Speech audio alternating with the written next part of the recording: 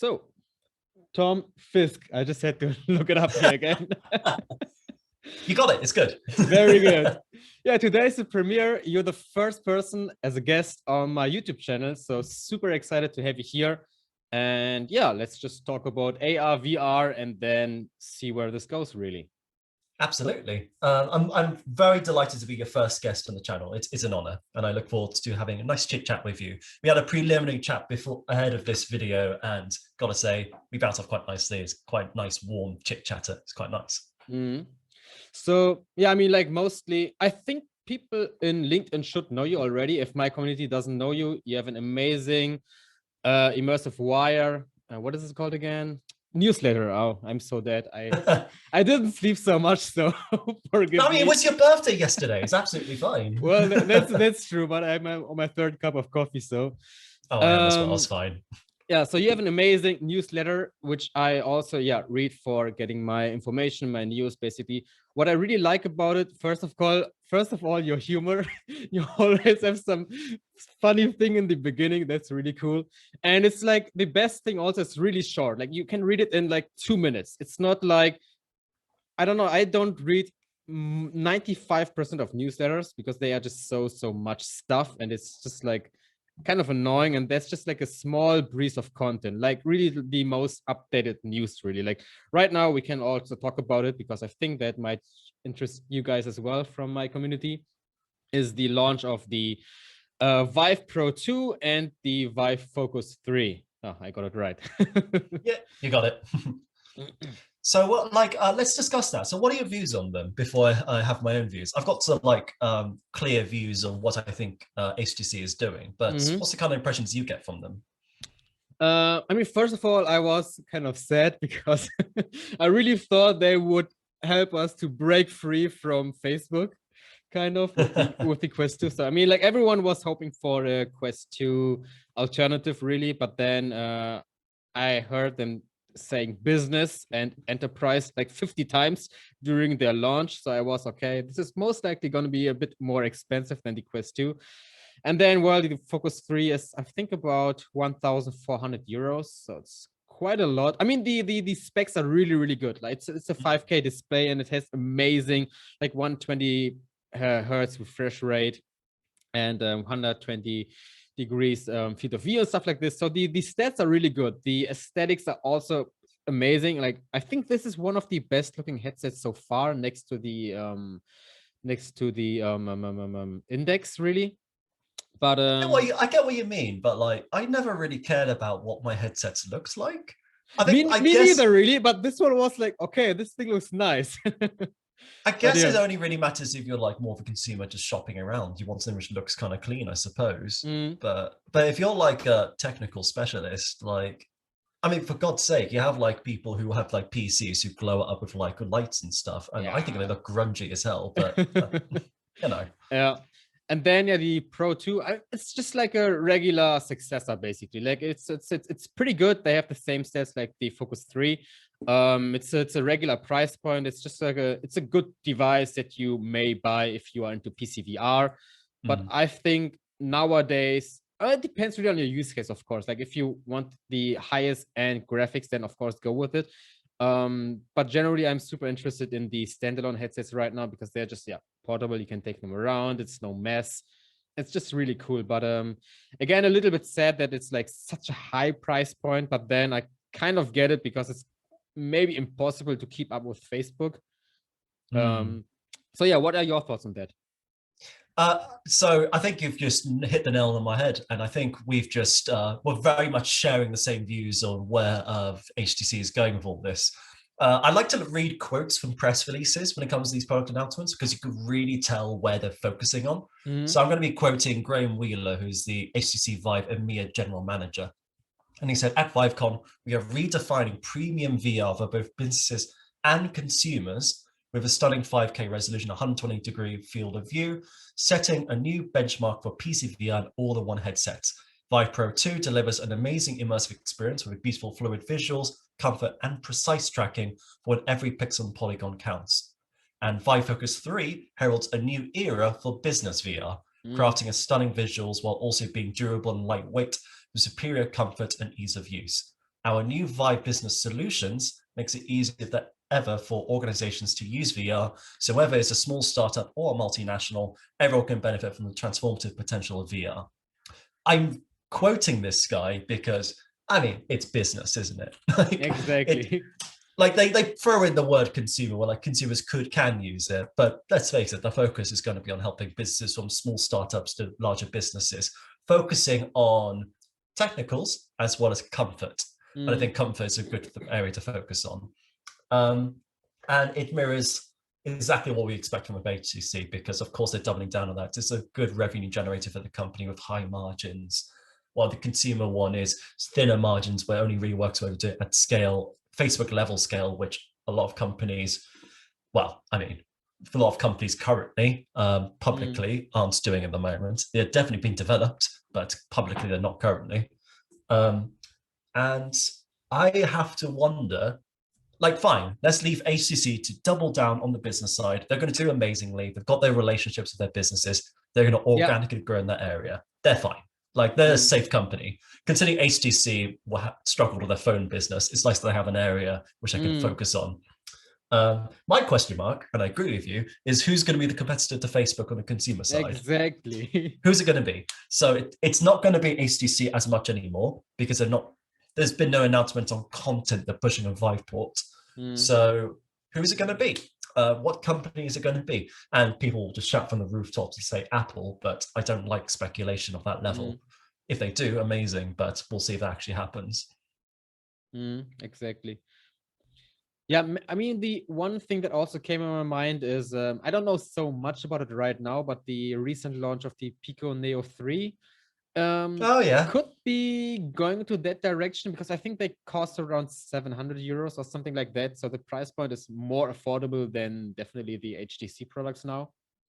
But they need to do a bigger marketing push, because no one really knows that's even an option. Whenever you search for anything like that, they don't really even think of Pico as an option for buying. So I think they just need to really push hard on that area too. I'm unsure what they're doing content-wise, because all these hardware manufacturers, they do both hardware and software to push their product, because what's the point of buying a product without the software with it? And I'm just not 100% sure what Pico's up to in that aspect.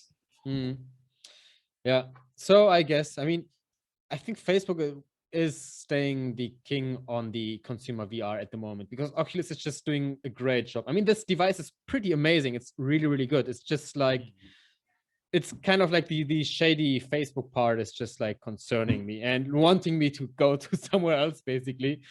But just like pure hardware wise, this device is just like amazing. I mean, the strap kind of sucks, to be honest. The weight is like very front loaded, but then if you pay like 350 euros or something like that, it's just there isn't anything really that can compete with that. Maybe what I heard also is that Valve is also looking for creating a standalone headset. There will definitely be like probably twice the price of the Oculus Quest, but I mean, like, the Index was, to me, it was the best headset so far in VR that I have tried out, I would say. Like, the best overall headset. Like, if you just go pure performance and you pay like 6,000 for the Vario devices, that doesn't count. But if you have like a price to performance kind of thing, I think the Index is so far the best I've tried so far. Yeah, I mean, the Index is amazing. I just thought of a question which I want to ask you. If you were in Valve's position, what would you rather do? Create a standalone headset, which could hypothetically be double the price of the Quest, or work directly with Facebook to integrate their controllers with the company? So is this a partnership? A partnership with like HTC and other companies, or what do you mean? Yeah, it's because one of the main benefits of what Valve has done is their like controllers are astonishing. Yeah, they are really good. Yeah, so I could actually picture an option where Valve, instead of focusing on their own hardware, they focus on controllers and provide those controllers across multiple manufacturers. What I hope, let's first say what I hope that they will do is, and then what they have done in the past also, like many times, they just like they lock themselves in the basement for like 5 years or like for many years, and then they just come out with something incredible, like Half-Life Alyx or the Index, or they are also working. I mean, we saw from the interviews, and I've some videos on my channel as well. They are heavily working with BCIs, so brain computer interfaces. And this is something where they most likely, I think, will push VR to the next level. That they want to integrate your brain with VR, really, which is something really, really crazy. And yeah, it's like, it's a scary space already, but this is something that I've read or seen from interviews that they are going into as well. And this is a whole new era of VR. I mean, just like imagine, it's hard, like horror games where they can read information from your brain and stuff like this. It's just going to a whole new level.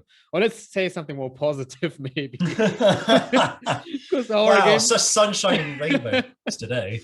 I mean, like, when's the coffee gonna hit in? Exactly, they are like crazy in VR already. So let's not add BCIs. But this is something that I really think that Valve will go into, but most likely not in the next 1 or 2 years. They will just like, they take their time. They watch the market, they see where all these things develop, and they are probably already like 3 years working into these things, and now they are just like perfectly polishing this kind of device that may come out in a couple of years from now. And I would love to see that as well, just any sort of like great hardware to come out of Valve. Yeah. And because it's just their first generation, like, you know, so like imagine them iterating on the product. And very recently they moved on from their flat structure, which led to them cancelling and not moving on with projects, to more hierarchical structures to finish Half-Life Alyx, and likely will stay for future projects. So I'm not, I mean, it's Valve time. There's a reason why Valve time is a phrase. Who knows when stuff is going to come out? But if it does come out and if it's good, amazing, everyone wins. Yeah, but I mean, also, like, speaking of new headsets and products, there are so many newcomers right now which are super interesting, like also Nreal glasses, which I haven't tried out yet, but I'm definitely gonna get my hands on one of these hopefully very soon. Well, they're making an announcement about it on the 20th of May. I don't know when this video is going to be coming up. On the 20th of May, they're making an announcement. Yeah, cool. So let me see. Yeah, very soon, actually, then. Fair enough. And also, yeah, I mean, the rumors with Apple's headset that are also coming out hopefully very soon, which also... but those rumors have existed for years. Yeah, that is also true. But I think, like, when this happens, then there will be like it will push AR VR much more into the mainstream. When they launch whatever they launch, it always pushes it into mainstream, and then I think there will be lots of shifts into the industry. Or what are your thoughts on this? Well, actually, funny enough, my thoughts on this is the most exciting area, which I know Facebook's working on, and I don't know if Apple's working on, but I suspect they might be, is 3D real-time mapping tools. Yeah, so a lot. Yeah. I think that's like my hypest area. So yeah, I guess you could see notifications on your glasses sometimes. Neat, I guess. But the idea that you can like create more contextual information about the world around you, which you can interact with, such as reviews or like artistic pieces in public locations or like advertisements in certain areas. I think that's like the coolest area, I think, in my head. And I know Facebook is working on that. And I think that's one element of these AR kind of specs and the like, which I'm most excited to take a look at. Magic Leap is also very, very heavily working on this, like merging the worlds together, the digital and the physical world, which it's super excited to think about it, actually. I mean, Magic Leap's now focusing more on enterprise currently, funnily enough. So yeah, I think more also into health and healthcare, right? I think something like that's right. So what they've done is that they had a new CEO and they unfortunately laid off a lot of people, and they're re-pivoting towards a more enterprise structure. Well, yeah, let's see. I mean, what are you mostly excited for in the whole AR VR space? Not only the device, but just like generally. That would be kind of interesting, because I think you know a lot from many different aspects, so you have like really a lot of input, and then you can like kind of digest it and then give something out. Well, for me personally, I mentioned 3D mapping, so I won't touch on that again. And web-based applications is the way to go, in my opinion. So moving away from installs more towards web-based things where you can just stream and take a look at elements. I think there's a lot of potential I mean, in the UK, our 5G coverage is not the best at the No, moment. don't speak about Germany. But Yeah. if coverage was better, then the idea of 5G streaming Yeah. with VR is exciting, because you could then dramatically reduce the cost of producing VR headsets. You don't need to run applications onboarded. You can just stream it via 5G into like with low latency, and you can play games. Ludicrously expensive and hard on the data side, but it's a very good way of getting headsets to be cheaper. Yeah, totally agree.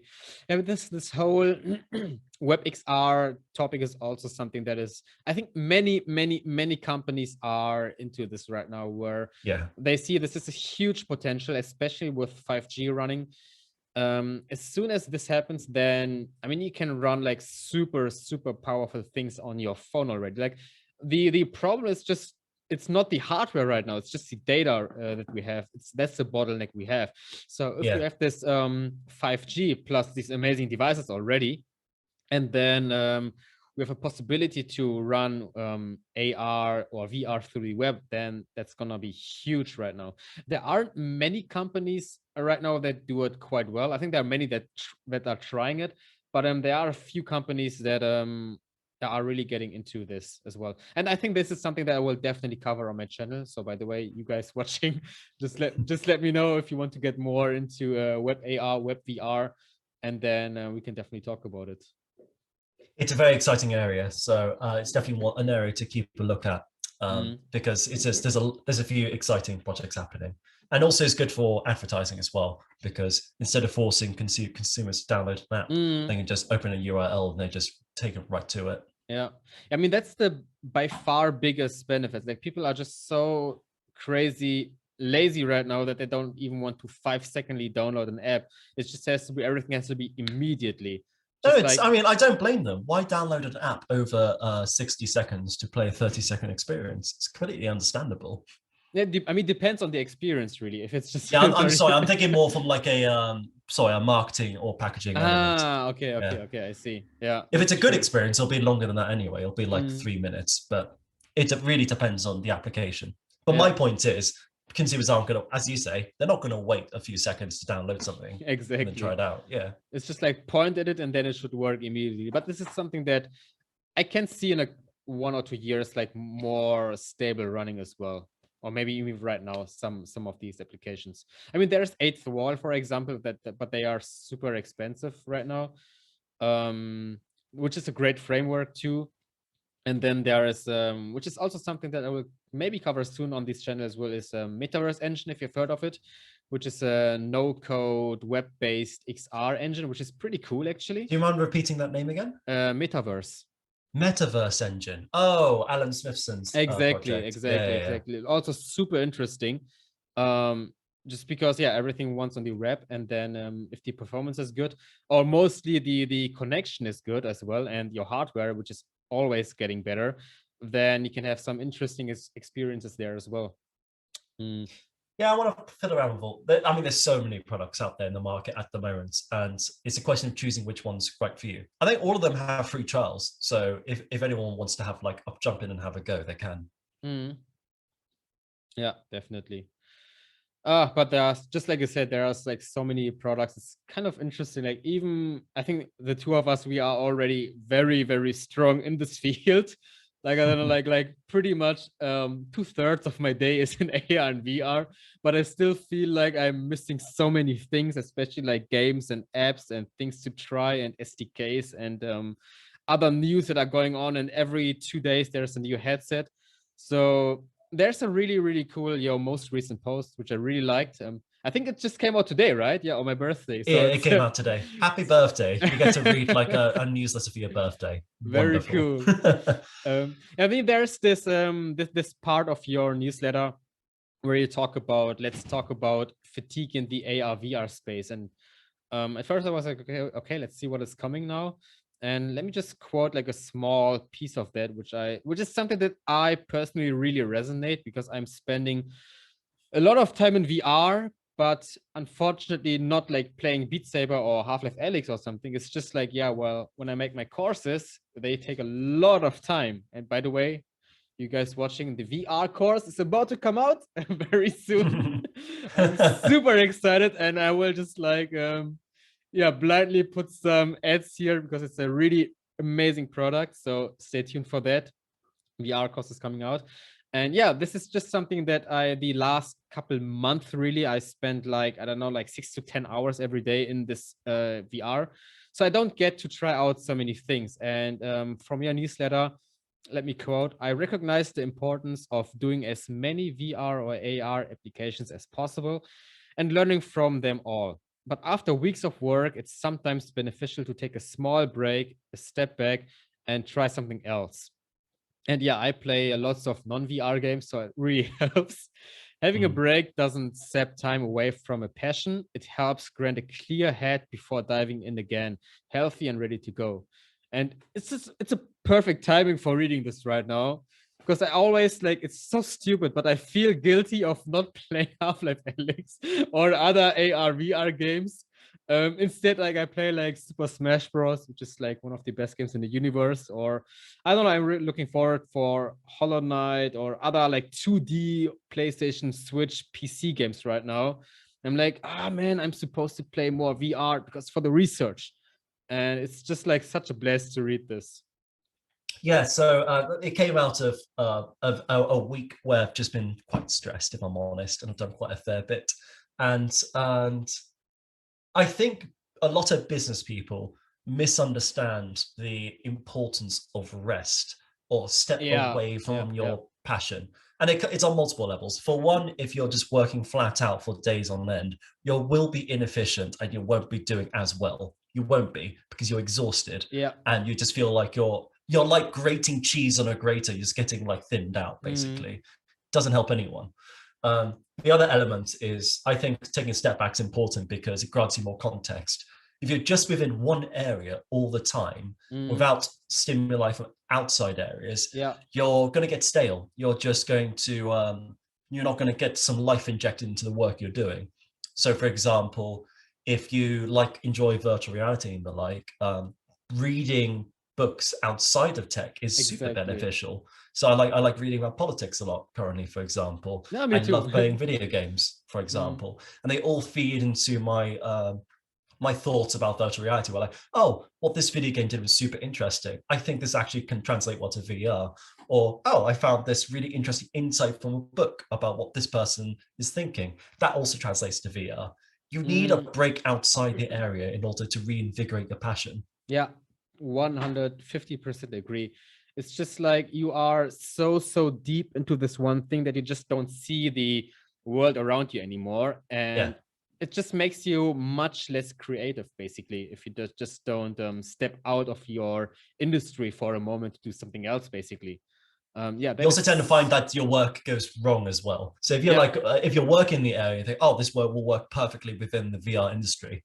As soon as you just leave the daylight and go to the outside world, you're going to see how it actually reacts, and you go like, oh yeah, there's other elements to this. Yeah, definitely. Yeah, that's a really cool point, and it just resonated so much with me because I was like so much in this. Yeah, I mean, in this course creation right now for the last couple of months that there wasn't much else things really going on. Like, I mean, after 10 p.m. I started to watch like a bit of Netflix or something like this just to kind of calm down, and then like on the next day, okay, let's go course creation, and then you just don't have anything else right now anymore. Yeah, I think the main one for me is, for you is Netflix, or it could be other elements. I think the main way I break the cycle and I just reset what I could do is I go running. So almost all of my business ideas, or almost all of my thoughts and what I should be doing as next steps, they all came from me thinking about it while running. That's a really nice way of recalibrating, thinking, okay, what's my actual priorities? So that's what I recommend. That's also super important. So that's a really great takeaway. Like, if you spend less time working and then do something like, especially like physical activity. I mean, right now I cannot go to the gym, which kind of make me desperate already, that I bought some resistance bands, but they work pretty well. But I was just like getting so down, and like physically and mentally and emotionally was like, ah, shit, because I really miss the gym. But you just have to do something physically, basically. So just your brain keeps working better. This is super, super, super important. Yeah. Yeah. So I do. If I feel like I don't want to run, I actually do weights in my room. Funny enough, I need to find a course on that because I want to make sure I don't look like a triangle where I'm just like, you know what I mean? Thin legs, Yeah, thick body. I want to avoid that if I can. Yeah, for sure. Cool. Yeah, I mean, that's also very, very important. Anything else? I think that's everything I wanted to touch on from like updates from this week. And it was great to catch up with you actually in all of those items too. I think we touched on lots of interesting areas. And you know, this industry will move so quickly. There'll be other stuff that'll come up. Yeah, definitely. Yeah, I mean, then for you guys watching, definitely check out his Immersive Wire newsletter. I will put a link in the description below. Thank you. Not sponsored, nothing. I just like it. So no, thank you so much. If you want basically like a digest of what's happening each week, then you can, it's a twice weekly email. And as you said, 2 minutes, you can scan it, then you can get the info you need. And yeah, I'll welcome you to the fold. Cool. I mean, this is also something that I told you guys in one of my other videos where I talked about like the most important things to get into AR VR. It's just like to be updated what is going on in the industry, because it's different than, I don't know, like marketing or other industries, because this is like super new. And just like, yeah, as we talk about it, there are probably like 200 new announcements already. So it's really, really important to just know what is going on, and having a small newsletter and like a couple of people to follow on LinkedIn, him and me, is also very, very beneficial, because you are updated on what is going on. And yeah, cool. Yeah, very cool.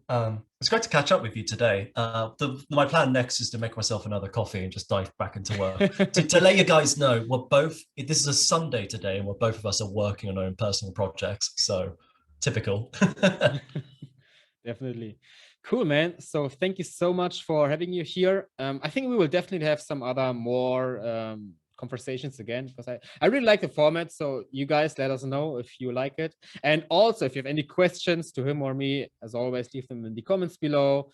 And yeah, I think otherwise, pretty cool. It was a great first guest show on this channel. I will do more of these now.